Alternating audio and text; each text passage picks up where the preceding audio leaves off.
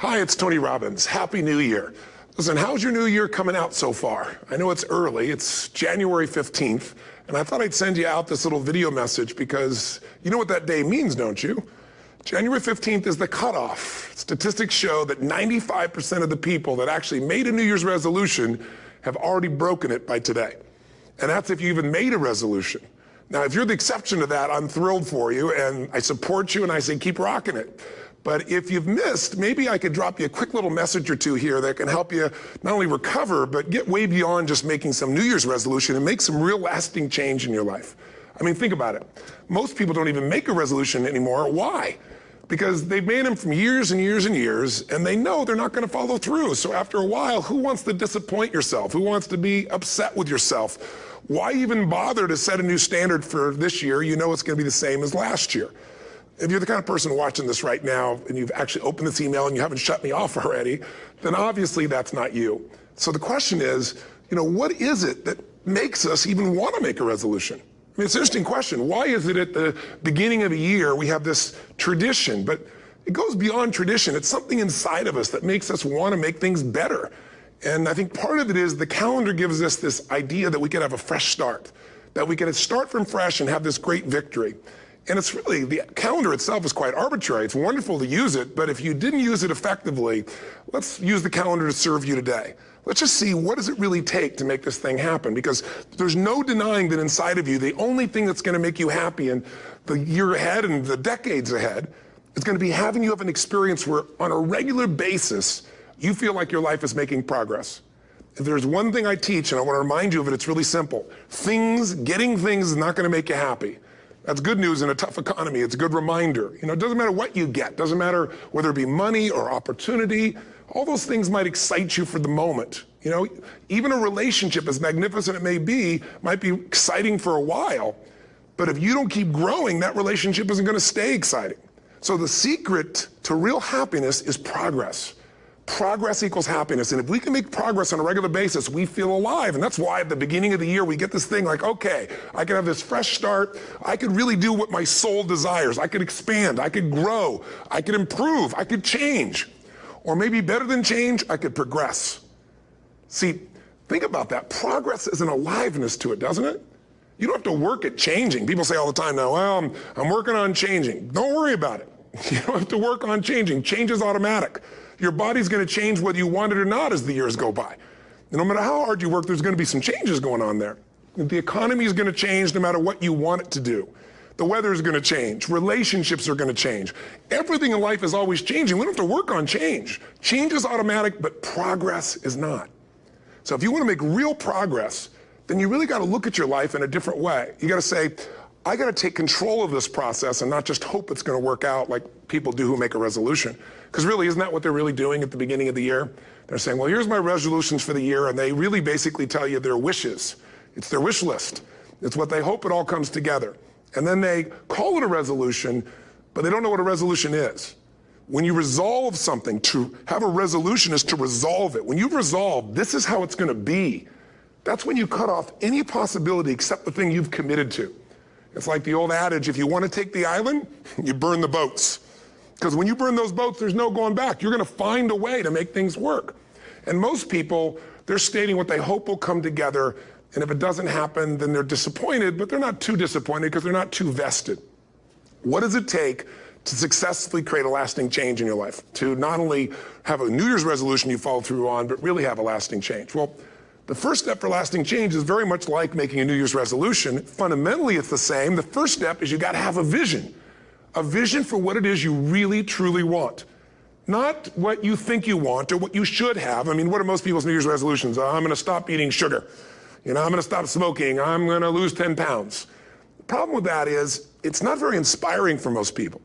It's not telling you what you're going to get. It's only what you're not going to do. And it's kind of hard to have you move forward with that. A vision is about what you're here to create. A vision that really works is one that excites you. If you say, well, my resolution, my goal, my outcome for this month, this week, this year is to lose X number of pounds, that's okay, but it's not very compelling. It has to be a compelling vision. It's got to have something that has the power to pull you, not something you have to push yourself to do. Those are two different kinds of motivation. Push requires willpower, and willpower never lasts. What will last is pull. Having something so exciting, so attractive, something you desire so much that you have a hard time going to sleep at night and you get so up early in the morning to rock it and take it to the next level. That's what you're looking to create. And that isn't easy to get. But one of the reasons we do seminars and events and we say, why do that? Why not just read a book or something? Is because when you get in an environment where you're with people that are being put in a peak state, like when you're going to a sporting event, if you watch a sporting event at home, it might have a certain level of excitement. But when you're in a stadium with 50,000 people, suddenly it has a whole different level of intensity. And we feel that. And the bottom line of our follow-through comes down to our emotional intensity.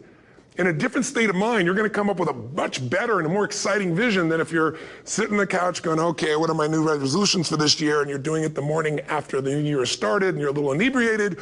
And the football game's on in the background. Probably not going to have the power of focus there. Probably not going to have the power of the energy to create something that's going to pull you for this year.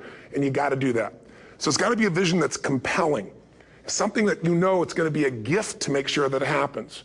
And also, along with that compelling vision, you got to have strong enough reasons that you're going to follow through when the going gets tough. That's one of the biggest things missing for most people. They say, this is what I want to do.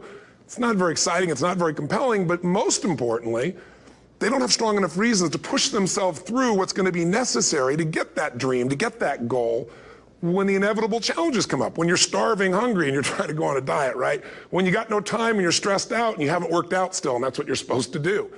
When the economy gets tight and what you thought you're going to do doesn't work, and so you give up on the goal instead of finding another way to get there. You don't let the fear take you over if you've got strong enough reasons. Those reasons can be positive, or those reasons can also be negative. They can be, if I don't do this, this is what's going to cost me. And if I do this, this is what I'm going to gain in my life. Reasons come first, answers come second. If you get a compelling vision and you got strong enough reasons that will push you through the tough times, you're going to do things other people don't do. Instead of collapsing, even if you get off target, you won't go, oh, I blew it. You'll get right back on target, make the change, make things happen. And I know you've done this in many areas of your life. Just think about it again. I'm not teaching you something really new here today. I just want to remind you of what your soul knows. You got to change, you got to improve, and you got to go through a simple process fundamentally to make that progress. First step, vision that's compelling. Second step, make sure that there's strong enough reasons to follow through. Third step, you got to review it and feel it every day. I mean, anything. Have you ever had this happen in your life? Has there been anything in your life that you've ever wanted so badly? You were so desirous of it. You had such a hunger for it that you couldn't stop thinking about it. Could have been a career move, could have been when you were a kid, a car, it could have been a relationship, it could have been anything, but you were obsessed. You wanted to make this happen. You wanted to attract this to your life. You just wanted something. And you didn't even know how to get it. But it was so compelling to you. You kept thinking about it every day, envisioning it, imagining it, feeling it. And then stuff happened. And suddenly you started to attract people or situations to your life, and it just came together. Like, you didn't even have a total plan. It was just that it was so a part of your focus with so much intensity and emotion so often that it sensitized you to notice anything that could get you there. There's a part of your brain called the reticular activating system. For short, we call it the RAS. That part of your brain determines what you notice in the world. And it's really important because when you set a goal, when you get really clear on a vision, and there's strong enough reasons, and you review it enough, and it becomes a part of you, that part of your brain says, anything that relates to this, I need to notice. It's like, did you ever buy a certain kind of car or maybe a certain outfit, and suddenly you see that car everywhere, or those outfits everywhere? Well, you know, the cars were always around, but why do you see it now? Because your RAS knows this is important. This is part of my world now. Similarly, when you really get clear and it's compelling and you're reviewing it every day, you've got strong reasons and you're reviewing it every day and you're feeling it, the brain becomes incredibly acute at noticing anything to get you to move forward. And so that's the power of this. So, you know, what do people do with a New Year's resolution? They come up with something they kind of want. It's not a compelling vision. They don't really have strong enough reasons, and they never review it again until they notice that they broke what they said they really want to have make happen, because they didn't really resolve. If you resolve, you got the vision, it's compelling, you review it daily, and you feel it. You envision it, and you experience it. Simple as it sounds. Now, ultimately, what is this really about? Ultimately, if you're going to have lasting change in anything, you're really talking about just raising your standards. I mean, I always tell people, if you want to know how to change your life, I give it to you in 3 words, boring as it sounds: raise your standards. What does that mean? corny as it sounds. Raise your standards. Oh, thank you for the breakthrough thought, Tony. I'm glad I wasted my time watching this little email with you. But think about it. Lasting change is different than a goal. You don't always get your goals, but you always get your standards. Maybe it'll help you is to think about it this way. I try to explain standards to people with a different set of words. Think of it as everybody in life gets their musts. They don't get their shoulds. Like, think about it. Most people have a list of shoulds, don't they? Don't you have a list of the shoulds, things you should do, you should follow through on? I should lose some weight, I should work out more, I should make more calls, I should respond more rapidly to my email, whatever, you know? I should get into the office earlier, I should be, more confident, whatever your should list is. People love to have their should list be met, but it's kind of like New Year's resolutions. If it does, it's really exciting, but if it doesn't, which is most of the time, it's a little disappointing, but you kind of know it's not going to happen. But when you decide something is a must for you, an absolute must, when you cut off any possible, you say, I'm going to find the way, or I'm going to make the way. Human beings, when they resolve things, when they make a real resolution inside themselves, which is they raise the standard and they make it a must, they find the way. Think about it in your own life. Haven't you had some area of your life where you raise your standard and your life has never been the same? Maybe at one time in your life you smoked cigarettes, or you did something and you did it for years and you kept trying to change it and kept telling yourself I should. And then one day something happened. Something just clicked you over. Something took you over that kind of tipping point. And inside yourself you said no more. And it was a very, very different experience, wasn't it? Something inside of you shifted and what was a should became a must and you've never gone back. Is there an area like that in your life you can think of? Again, did you ever smoke cigarettes? Did you ever eat a certain way, drink a certain form of alcohol, and then finally say no more, and you just don't go back? And notice this, it doesn't really take any willpower anymore.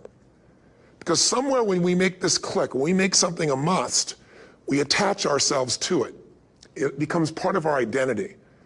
And one thing I've learned in the last, 33 years of working with people from now over 100 countries, 4 million people, is human beings absolutely follow through on who they believe they are. If you said to me, well, I'm really going to work hard to stop smoking, but I've been a smoker my whole life and I am a smoker.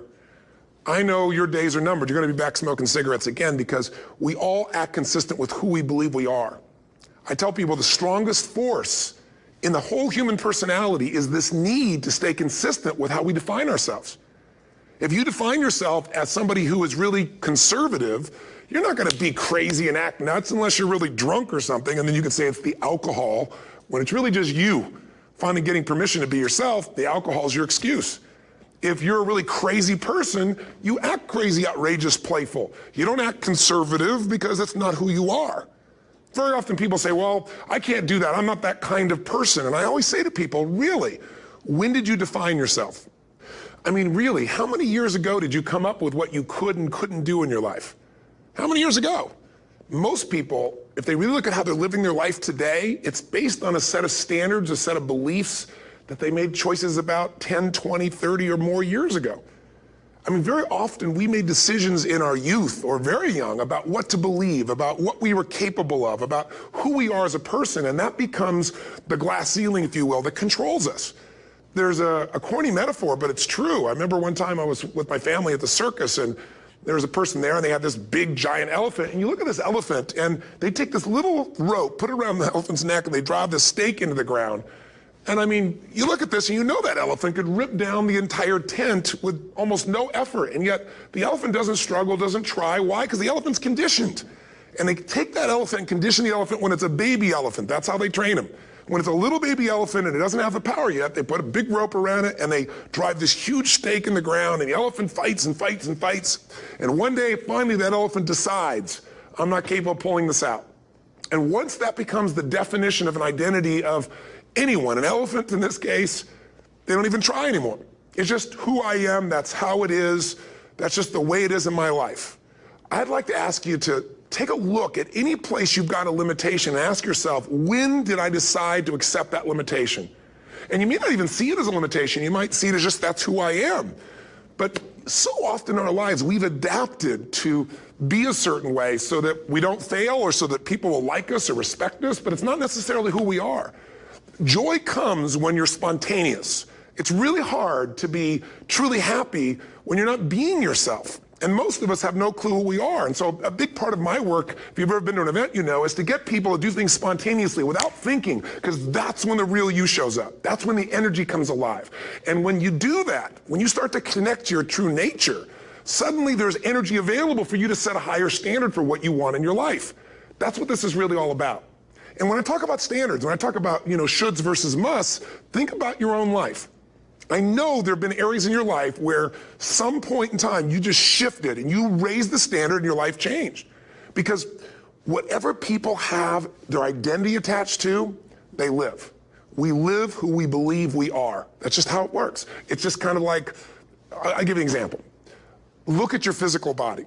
Your physical body today is an absolute reflection of only one thing. Not your goals, not your desires, but your standards. The identity you have for yourself. If your standard is you're an athlete, then there's a certain amount of strength, a muscle tone, and energy that's available in your body on a regular basis because that's who you are. And so you do whatever's necessary to maintain that identity. Again, the strongest force in the human personality is this need to stay consistent with how we define ourselves. Because if you don't know who you are, you wouldn't know how to act.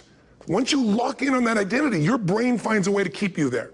If you say, you know, man, I'm overweight, I've always been overweight, I'm big boned, and that's the story you got, then you're going to always find a way to get back there. That's your settling point. That's your identity. That's where things lock in. If you see somebody who's in really great shape, you ask them, do you work out? You know the answer. Yes. How often? And they'll tell you 3 times, 4 times, 5 times a week, whatever. In a seminar, I'll ask people, who here works out at least 5 days a week? And I'm stand up. And you look around that room, and you know that they work out 5 times a week because you can see their body. You don't just get a result without some kind of action, without some form of ritual. Ritual meaning actions you do consistently. Now, do you think those people that are out there working out 5 days a week, do they have more time than you do? Or I have, or anybody else? Of course not. Is their life less busy? Of course not. It's just a must for them. They must work out that way, and they've made that turn and their life's changed.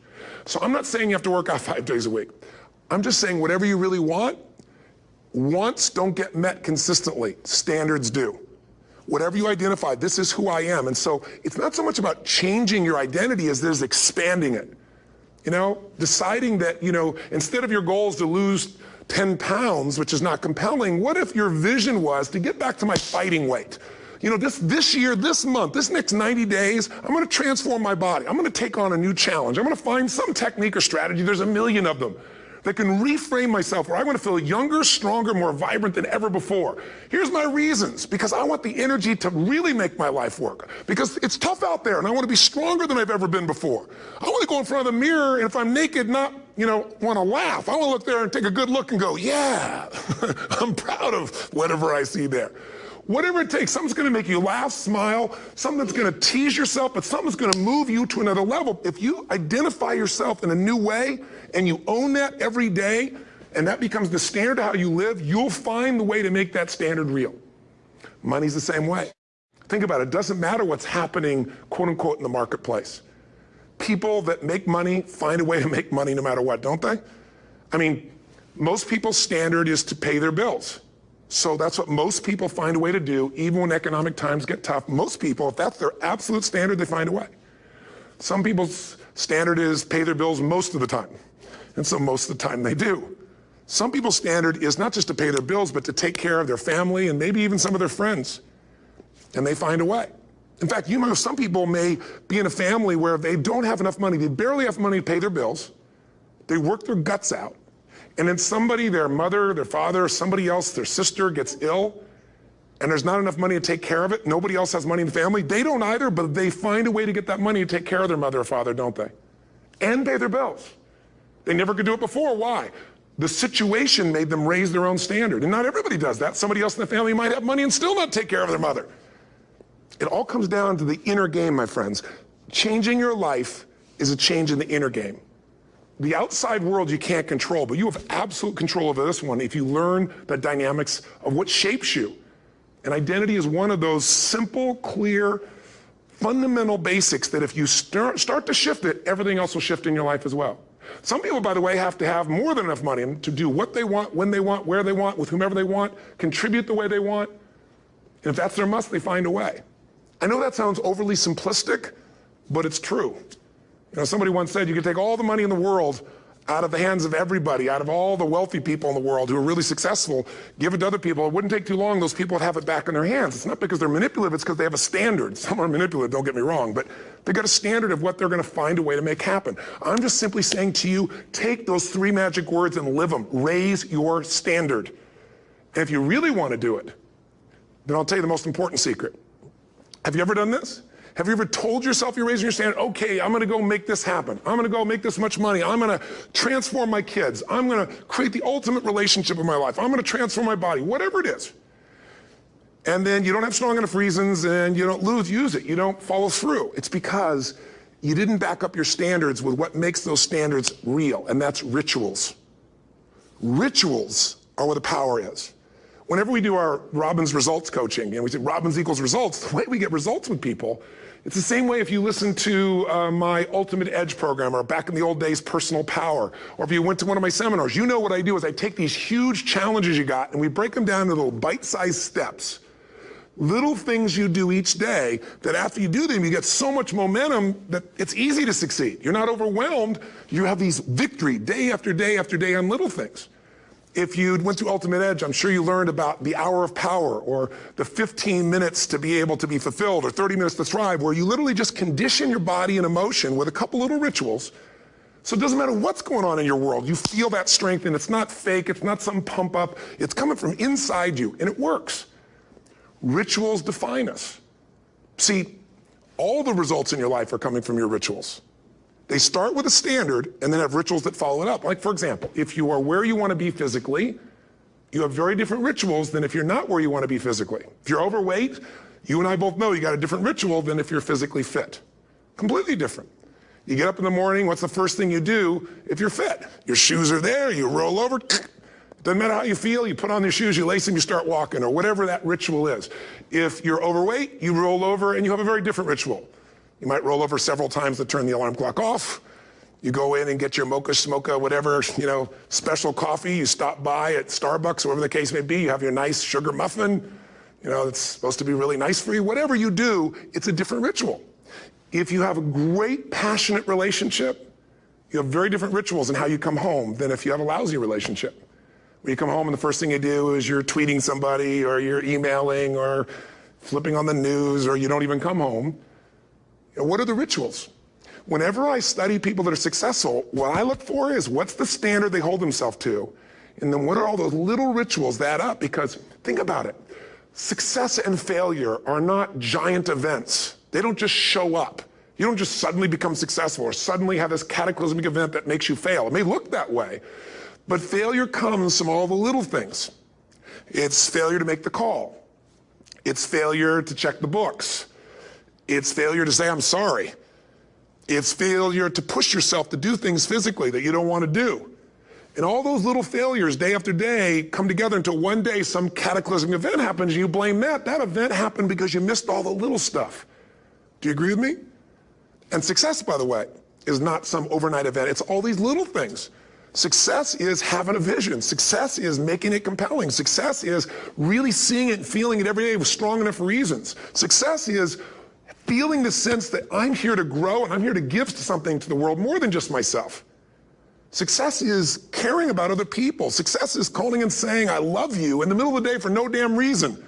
Or sending a note. That'll change your relationship. Have a ritual of something funny, playful, or a surprise you do. How many relationships are dead today because they have no surprise rituals anymore? You need to have some rituals, some cool things you do that nobody else does that gives you a better life than anybody else has. All the little stuff, that's where success comes from.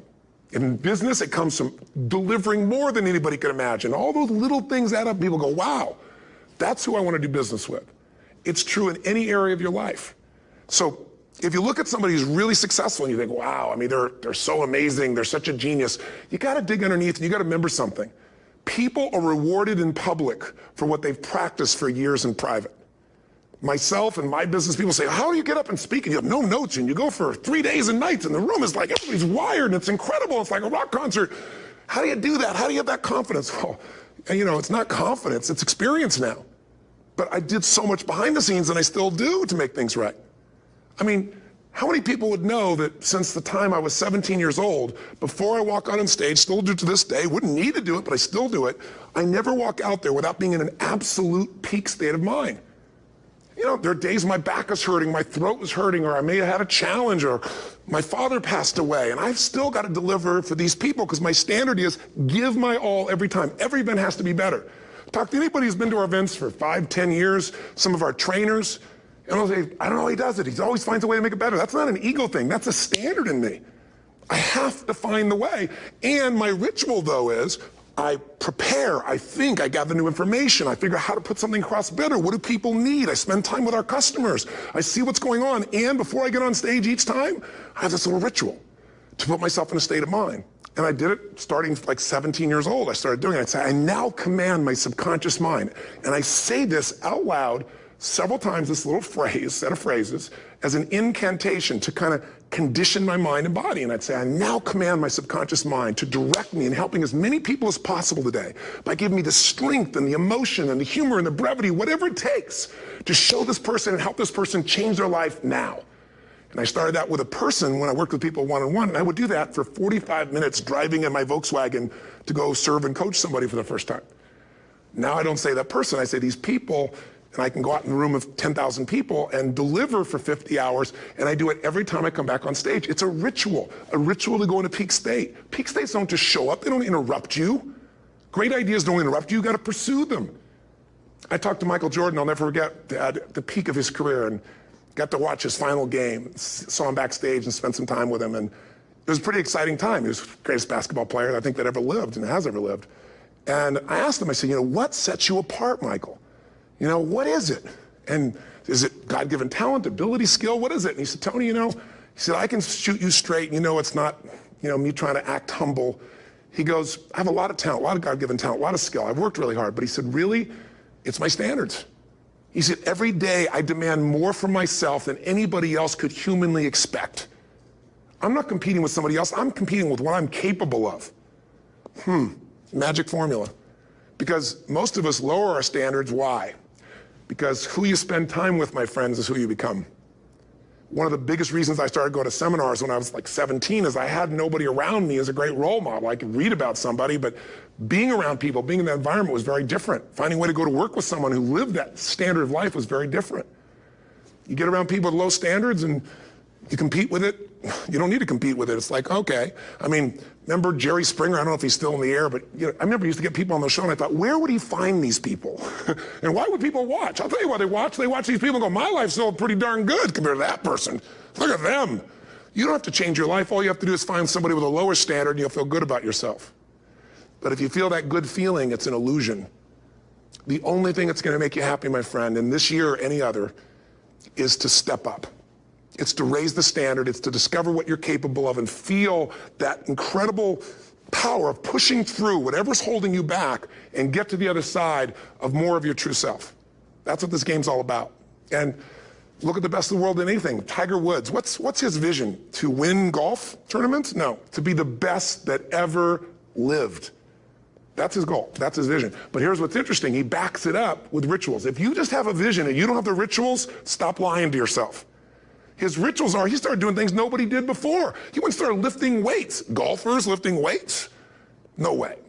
He went out and he changed his swing when he was the best in the world because he realized in order to be the best that ever lived, he's gonna have to change his swing. If you know anything about golf, you don't change your swing when you're the best. And he went and retrained himself because he has different rituals than other golfers. Now many people are modeling his rituals to get better. It's amazing. You know, you look at somebody like Michael Phelps, the 2008 swimmer, won 7, you know, only 2 people I think in history, if I remember correctly, that have gotten 7 gold medals in one session. And here's a guy, he's got number 6 under his belt and he's exhausted and he's going in for that final swim. I'm sure you remember. And how does the guy win? By 1/100th of a second. Do you think that was some massive skill that got him over the top? Or was it a standard that says, this is who I am. I am the champion. And no one is taking this from me. And somehow in those final milliseconds, 100th of a second, he pushed himself just beyond his competitor. But you know about Michael Phelps? What allowed him to be able to push beyond that moment is his rituals. Go study the guy. Most people who swim have these unbelievable workouts. He does 2 and 3 of those workout sessions a day. All the other swimmers in the beginning thought he was insane. You're gonna overtrain, you can't do that, it's not physically possible. But he had a standard and the rituals to back it up. So here's my final message to you, because I've gotten carried away. I thought I was gonna send you like a 5-minute message, but as you can see, there's no script here. It's just me going a little crazy with you, but I wanna really see you get what you want this year. Don't let this year be like last. And if last year was great, still don't let it be that way. Raise the standard. If your life is perfect and extraordinary, you darn well know you're not gonna be happy unless you keep making it better. That's what makes us feel alive. It's not what we get that makes us happy. It's who we become and what we're able to give because we become more. That sense of contribution is what creates the deepest meaning. So here's my assignment for you, if you want one. If you want to go from conversation to some action, here's a simple thing to do. What's an area of your life right now that you really want to improve? What's an area that's important to improve? If your body's great, how about your career? If career's great, how about your relationships? Intimate one especially, or your kids, or your relationship with your creator, your spiritual side of your life. Or is it your finances? Figure an area that really matters. Decide on that area. Number one, write down what your life is like in that area right now as specifically as possible.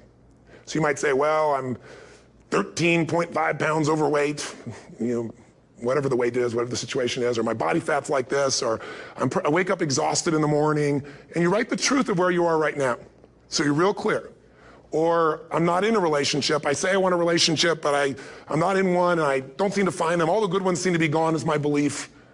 And I really do want one, but I don't have it. Whatever your definition. Or I'm in a relationship, and God, I wish I wasn't in a relationship. I'm planning my escape, wherever you are. Or I have a wonderful relationship, we love each other, but there just isn't enough passion. Just write the truth of where you are. The area you want to change, but write how it is. And then the second step is, and this is where you got to be really honest with yourself. What are the rituals that have put me there? Because whatever results you're getting, even if you don't like the results, there's some rituals that are keeping you in that place. There's some rituals of what you eat or don't eat, how you move or don't move, how you sleep or don't sleep. There's some rituals in the lack of variety or spice or energy or focus in an area. There's something you're doing, and it's usually not one thing, it's a bunch of little things that you kind of do consistently whenever you think about getting in a relationship, whenever you think about working out, whenever you think about money. You get yourself in a state of overwhelm. You start thinking about all the things you can't control. Just write down all the rituals you have, and then here's the third step. What do you want? What's your vision? And be really specific. I want to be my fighting weight. I want to be the strongest I've ever felt. I'm going to turn my, whatever it is, be specific. And then, last step, number 4, what are the rituals that'll get you there? What would you need to do differently each morning if you're going to be that kind of energy, that kind of strength? How often would you work out? What days would you work out? What time? A ritual is something you do consistently, usually at a specific time, so it becomes automatic. Let me tell you something. Willpower doesn't last, but rituals can last a lifetime. I bet you have some rituals in your life right now you've been doing for years, even though some of them don't serve you. I'm just saying, wake yourself up. If you want a new year and a new life, you don't need to start on January 1st. Start today. Start with this little video. And just begin to see what happens and see how easy it is to just do a few little rituals. Don't do them all, just do 2 or 3 new things. And you know what happens? You'll get momentum. Because once you discipline yourself in one area of your life, you feel yourself doing it in other areas as well. And I always say something that my original teacher taught me. I always remind people, there's always 2 pains in life. There's the pain of discipline, or there's the pain of regret. And discipline weighs ounces, as my friend Jim Rohn taught me. Regret weighs tons. You don't want to have regret. So right now, what do you want to change? What's it really like? What are the rituals that got you there? That'll take a little homework. If you're not sure, ask the people around you. They'll tell you what your rituals are. What do I really want in depth? What are the rituals that'll get me there? And then get yourself to start a few of those actions and lock them in place. If I can help you in any way, we're here as a company to support you. Come have an event with us. Come to Unleash the Power Within or Mastery University, or get a coach. You can get a free coaching session if you call our company and click on something on this. We'll probably have something on it, or get a product. Or don't do anything with us, but do something with somebody, starting with you. If you make the changes in yourself, you're going to be proud this year, and no amount of money or accolades from other people can mirror the feeling of being proud of knowing you've taken back control of your life, or you've taken a great life to another level. Because once you do that, you have something you can give other people, whether it be your kids or your friends or your family. And ultimately, that's what life's about. So thanks for listening. I don't know how long I went here, but I hope this has been helpful for you. I just thought it's a new year, and I want people to be able to truly create a new life. And until I see you again, hopefully soon, or gets a chance to meet you, live strong, and live with passion. And of course, God bless to you. Happy New Year.